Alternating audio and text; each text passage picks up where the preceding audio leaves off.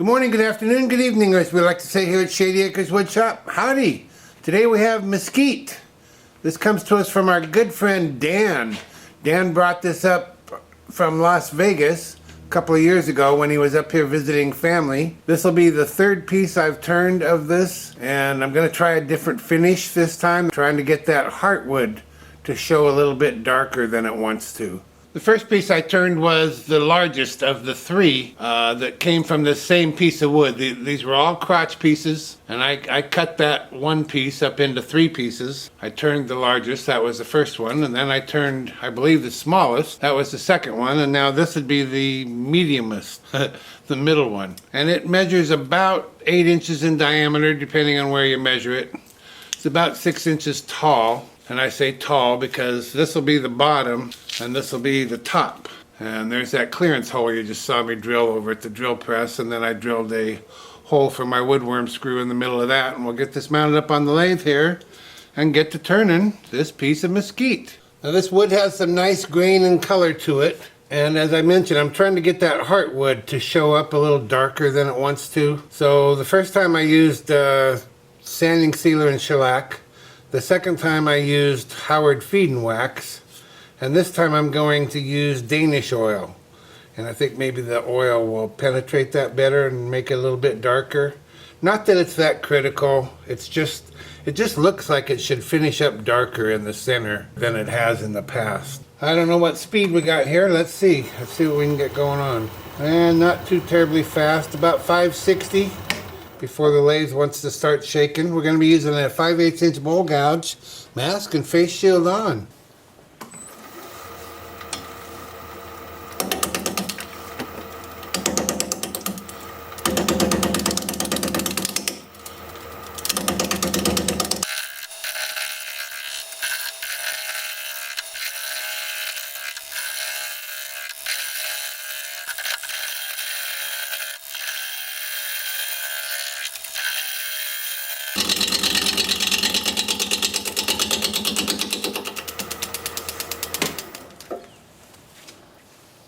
I'm going to come down here and work on the bottom a little bit.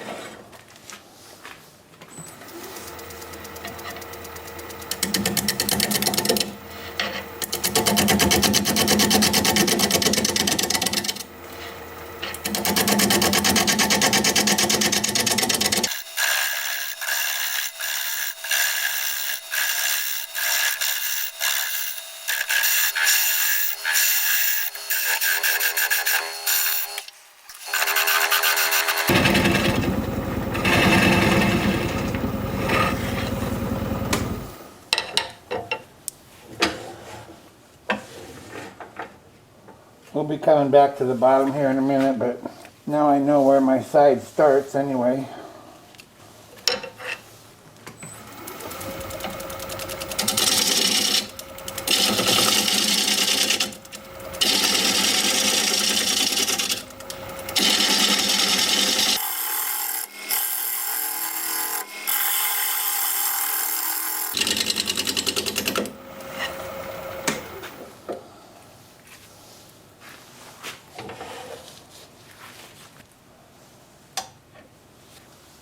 Well, this is going to be awkward, isn't it?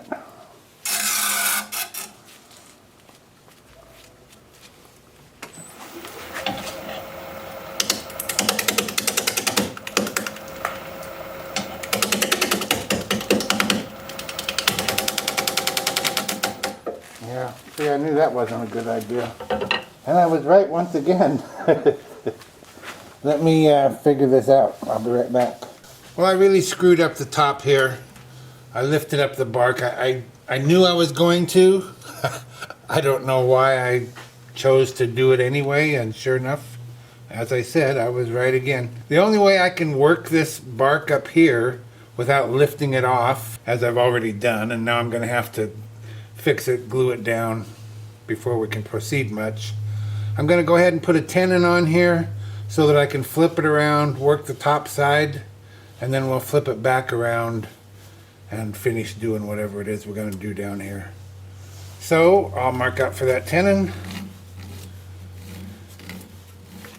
and I'm going to use a 1/2 inch bowl gouge to make that tenon.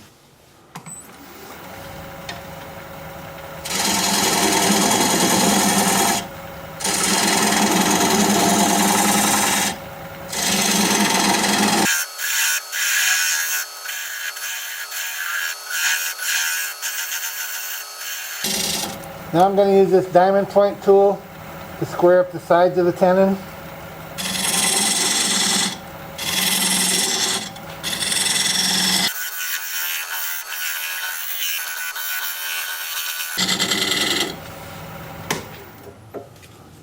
And that's good. And I'm going to turn it around.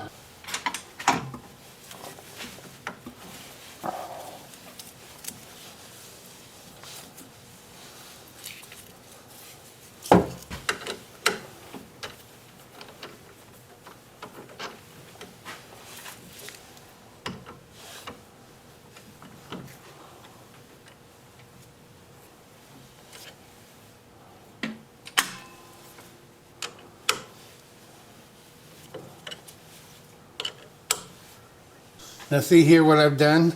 That was trying to work it from the side, and that was just a huge mistake. So I'm going to put some CA glue under here and put a clamp on that, hold it down. And the rest of it doesn't look too bad. I'll be back here in a few minutes. Okay, I think I got the bark fixed. It was right in this area here. I'm going to use a 1/2 inch bowl gouge, working from the top down now. And I'm using 1/2 inch so that I'm not taking as big of bites, and hopefully I won't ruin it again. I think I'll be okay. We'll find out. We're going to be at 600 RPM, mask and face shield on, of course.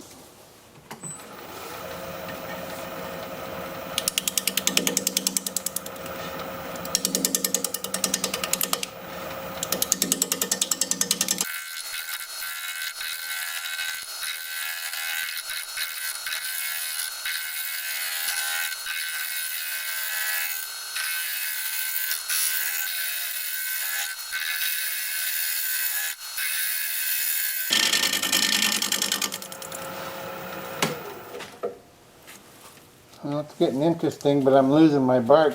But I feel like I have to keep going because it doesn't look good. I know you can't see the very edge. So here's the edge that I'm dealing with, and I'm trying to make it look like something pleasing. We're flat here, we're sharp here, then flat, then really flat, and then untouched, and untouched, and untouched. But you can see this is going to go away here pretty dang quick if I'm trying to get rid of this flat spot. Maybe I just won't be able to have as much bark as I hoped for. Dang it. It's just an odd shape to start with, I guess. Different thicknesses here and there. I'll just do what I can do with what I got.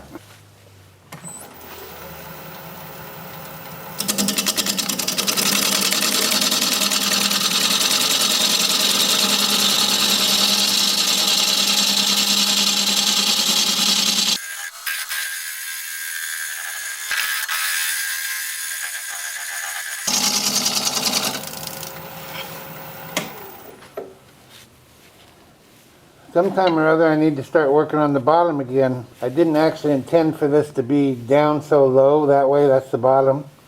I intended for it to be more in the middle. So I'd have to go back to the bottom and start working my way up. But maybe it's okay. I don't know.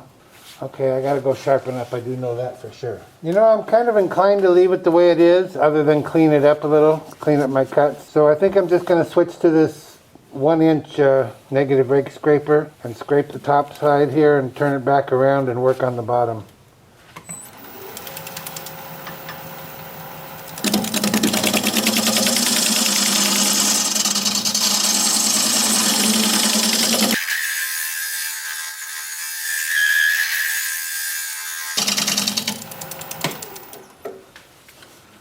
That's really about the only flat spot I have. There's a little tiny one right here. Easily gone from the bottom. Got a little bit of bark there, a little bit of bark here, quite a bit of bark here. Yeah, I think that's about as good as I'm going to get that.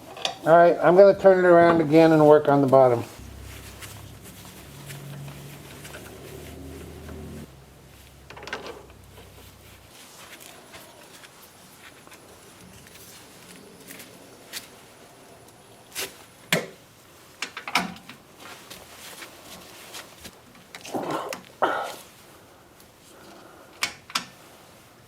Thousand RPM.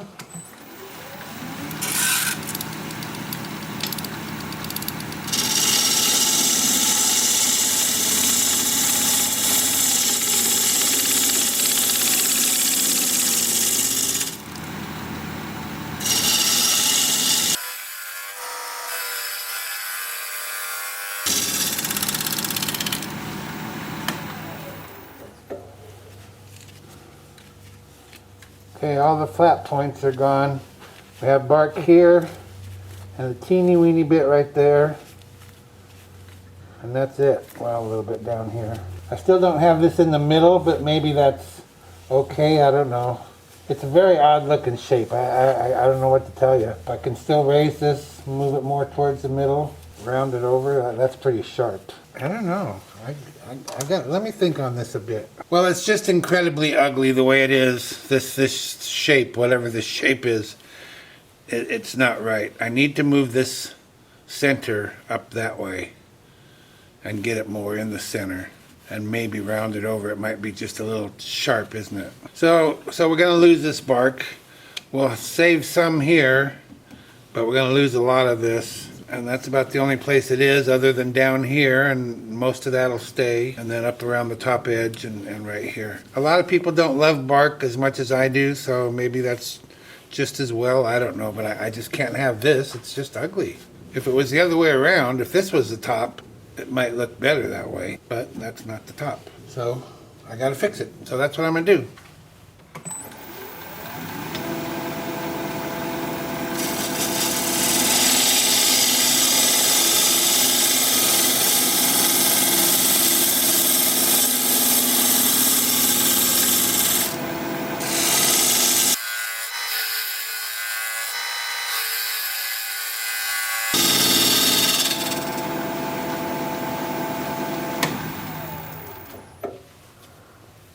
It looks better. It still isn't beautiful, that's for sure. Nice grain though. Nice grain, nice color.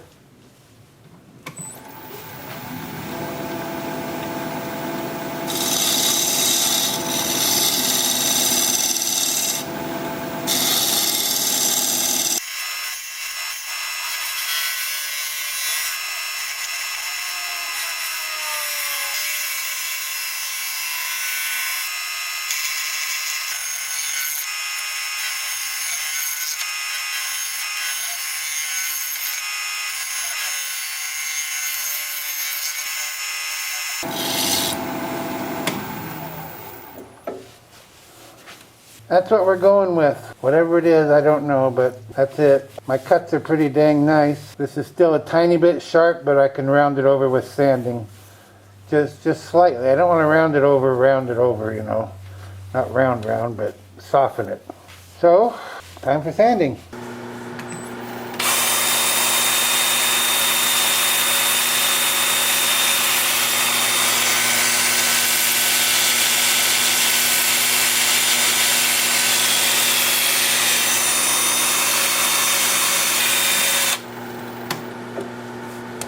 I'm starting at 150 grit. I've got the lathe spinning in reverse at 350. I'm going to sand up through 400 grit, and I'm not going to put finish on now. I'm going to do that after the inside is done, do it all at once. So I'll bring you back here in a little bit and we'll start working on the inside. See you in a bit. I've got the piece turned around with the tenon mounted up in the chuck. I'm going to go ahead and just use carbide for hollowing this. I don't want to make this opening any bigger than it is, I don't think. But what I don't like about this, and this might come as a shock for those that know I love bark, I do love bark, but this might be too much bark for such a small piece, so I might make the opening a little bit bigger. I'm not going to touch the outside because it's all beautifully sanded and it's done, but I might make the opening just a tiny bit bigger just to do away with some of the bark, but maybe not. I don't know yet. And also I have some bark here that I collected up to patch any place that needs it, so I can do that later on. But I know I'm going to get the carbide sooner or later, so I'm just going to go ahead and do carbide. This is the number 1 hollower. This is the number 2 to get over here on the side. I'll use that one later. But I'll start with this one. I'm going to put my mask and face shield on. We're going to be turning at 1200 RPM.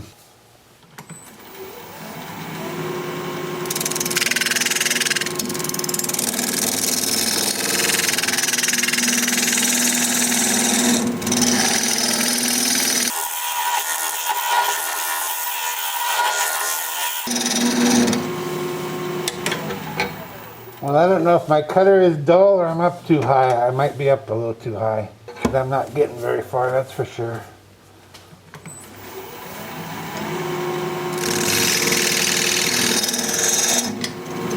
No, that's not working either. I think my cutters must be dull. Well, great start, Phil. I think I'm going to switch it out. I've sharpened it quite a few times.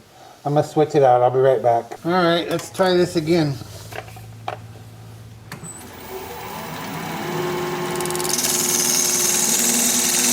Oh yeah, what a difference.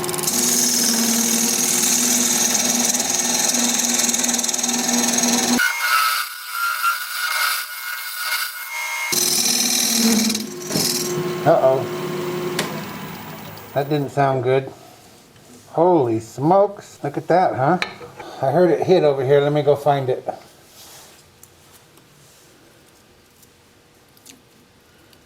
Luckily, all in one piece. How about that?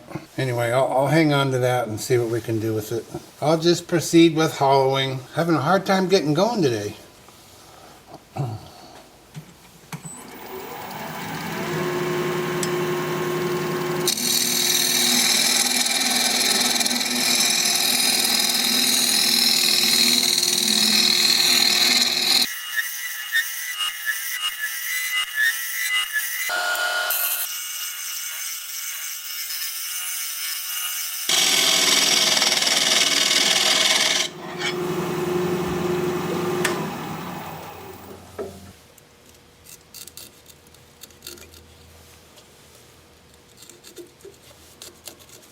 I'm just about to where I need to be inside there. I'm at the bottom.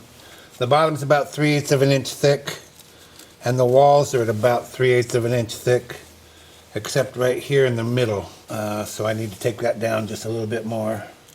But I want to trim this up a little bit here. It'll help with the vision inside there for me. And I need to trim it up before I put that stuff back on anyway, the bark. And besides, it's giving me a little break. That's kind of nerve-wracking getting way in there like that. So I just wanted to give you a little update. I'm working on it. See you in a little bit. I've glued the main part of the bark back on here, and I'm using medium CA for that. And then I will see if I can fit some smaller pieces like these into where the bark is missing. So it'll be a little while, but I'll be back. Well, I did pretty good, if I do say so myself. Now I gotta sand the bark. And for that, I'm going to use my Sandoflex at 120 grit. Well, we'll try that. I might have to go more coarse, but since there's not a lot of it right now, maybe I'll get away with that. And then after that, I'll go up to 180 grit. I need to sand the inside. For that, I've got a dowel in my drill, and I've got some sandpaper in there, and I'm just going to put it in here and spin the piece up on the lathe and spin this up and sand the inside. What else do I have to do? Maybe that's all I have to do. Of course, this will be, I'm starting at, it's actually pretty dang smooth in there, I was surprised. So I'm starting at 150 grit with this, and I'll work up through 400 for the inside. So let me show you what some of that looks like as soon as I get my mask on.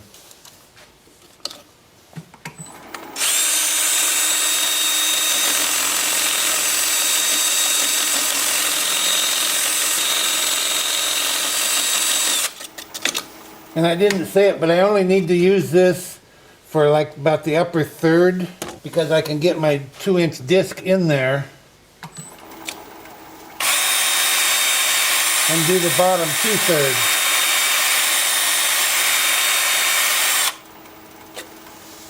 So that's pretty good. Then I got to take this off and put on my Sandoflex.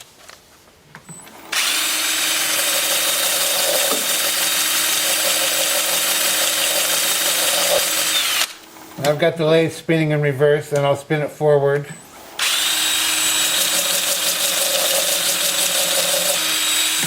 And that'll get inside there and smooth out this edge as well. And then I'll do it without it spinning.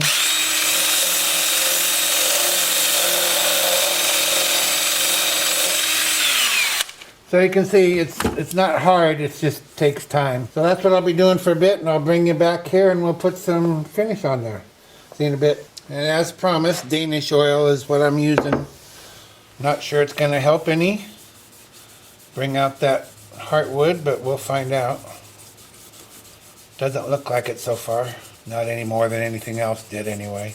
Now I know I could put a stain on here or something. I don't use stains. I believe if you want a dark wood, use a dark wood. Want a light wood? Use a light wood. I can tell you it's going to look good. I can see that already. I hope you can. And when I put the finish on that bark, that's really going to make the bark pop and be a great contrast for the rest of the piece. Now, my main problem with this piece is I just don't love it. I want to love it, and I'll tell you what, I've got more work into this than than most pieces that I do. And it's smooth as silk. It's just I don't love the shape that I chose. My fault, no one else's.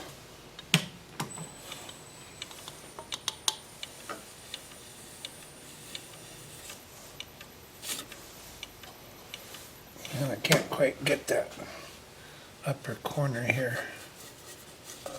I'll get it, but it's kind of a pain to get.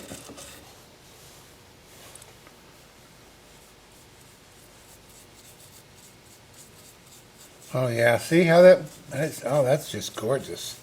That just really brings it out, huh? Well, I am glad that I went to the work that I did. And someone else might like it. Just because I don't like the shape doesn't mean no one will like the shape. And it's not ugly, it's just not terribly attractive to me. What do you think? That looks a lot better, right? Yeah. Yes, it does, Phil. Okay, then. So now I'll let this set on here for, I think it's 45 minutes, half hour, 45 minutes. I'll come back out and put another coat on. Let that sit for 15 minutes, wipe it all down, let it dry, and tomorrow, because it's getting late now, tomorrow we will turn it around, take the tenon off, and see it sitting upright, and that's always my favorite part. So, see you tomorrow. Well, I thought I'd bring you back for just a second so I could show you my solution to how I can clean off the inside. You know, you have to wipe this off after a while. So I got an old sock, and I cut a slit in it and put it on my dowel rod, and we'll see if this is going to work.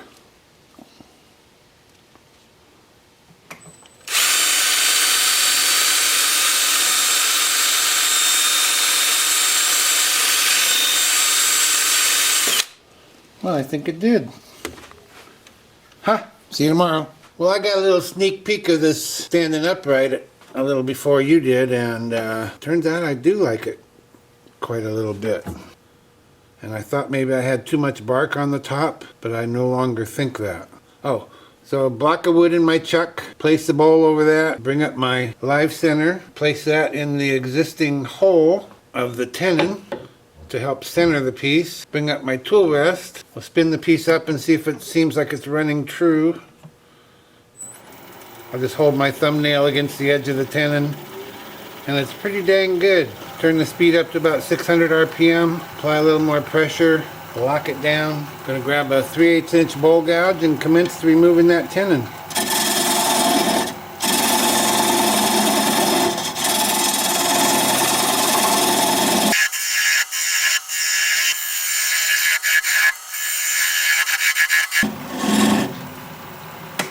Now I just want to check for clearance, and we have good clearance.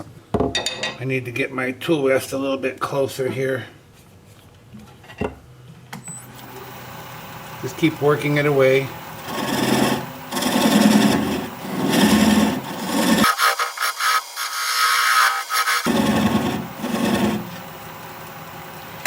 And that's pretty small. So I'm going to switch to a 3/8 inch swept back bowl gouge so that I can get in there a little bit closer. And I'm going to turn the speed down to about 400 RPM.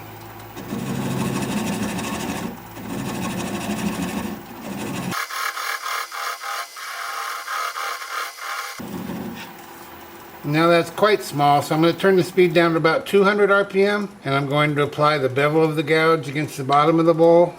Right hand on the gouge, pressure towards the headstock, left hand on the switch, and when the little nub stops turning, we'll know we're through.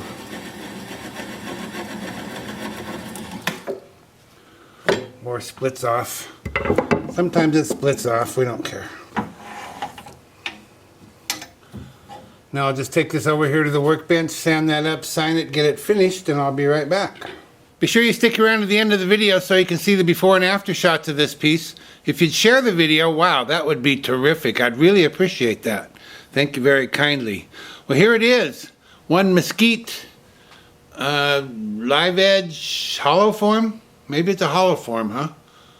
hollow form in the books. I'm very, very pleased with the color of the grain, and the grain itself is quite beautiful. I love the yellow and the brown. I think that's great. I don't think it's too much bark. I certainly did when it was on the lathe, but now that it's all said and done, I don't think so. There's the bottom all finished up. It feels so smooth. This might be the nicest finish I ever got on the Mesquite, and I'm not sure why, other than I sanded it to 400 like I always do, but maybe the Danish Oil is nicer. I don't know. But I just really like it. I hope you like it. Let me know what you think. I like that bark coming down there. Kind of got a, well, I don't know. That's not a two-eyed monster going on, is it? What about over here? Is that a two-eyed monster? Maybe. Maybe. Beak. Beak. Thank you, Dan, for bringing this up for everyone to enjoy. If you like this video, thumbs up, please. I'd sure appreciate it. If you're a subscriber, thank you very kindly. I truly appreciate that. If you're not a subscriber, you might consider becoming one. I put out regular videos about one a week, and I'd like to keep in touch. An easy way to subscribe is just click my picture you see there near the end of the video. Your comments are always welcome, and I love reading them. So for now, this is Phil, Shady Acres Woodshop, signing off.